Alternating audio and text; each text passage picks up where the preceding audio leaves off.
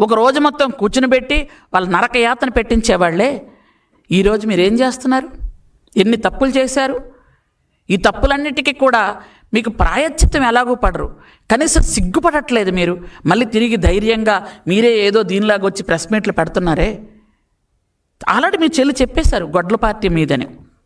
ఎందుకనంటే ఆవిడ క్లియర్గా చెప్పారు.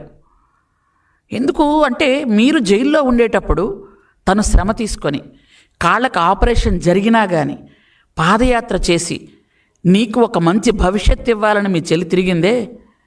అలాంటి చెల్లిని ఆవిడ ఆస్తిని నొక్కేసి నువ్వు, ఆవిడ బయట తోసేసి నువ్వు రాష్ట్రంలో ఉన్న ఆడవాళ్ళకి ఏం న్యాయం చేస్తారని ఆడవాళ్ళ గురించి మాట్లాడుతున్నావు.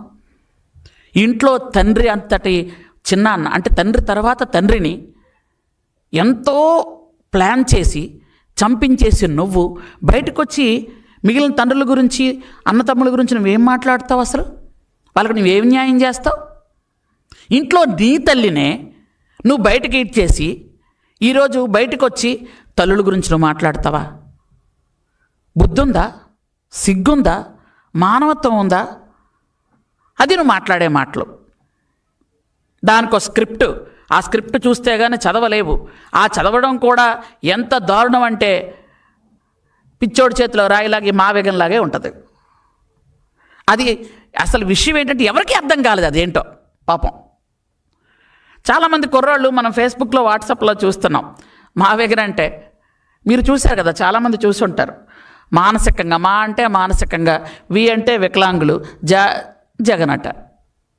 అలాంటి పరిస్థితి. ఎందుకంటే మావేగన్ అంటే ఎవరికి అర్థం కాలేదు అది. అమరావతి దేవతల రాజధానినే నువ్వు యాక్సెప్ట్ చేయలేకపోయావు, నీ సొంత తల్లినే నువ్వు యాక్సెప్ట్ చేయలేకపోయావు. అంటే అమ్మని, అమరావతిని, ఆంధ్రప్రదేశ్ని యాక్సెప్ట్ చేయలేని వాడివి ఇంక దేన్ని యాక్సెప్ట్ చేయగలవు? అమ్మ, అమరావతి, ఆంధ్రప్రదేశ్ అనేది అందరికీ ఇష్టం. అదే నీకు ఇష్టం లేదు. ఇంక అసలు నీ గురించి ఏం మాట్లాడతావు? ఇంకా చెప్పండి, ఏం మాట్లాడగలం?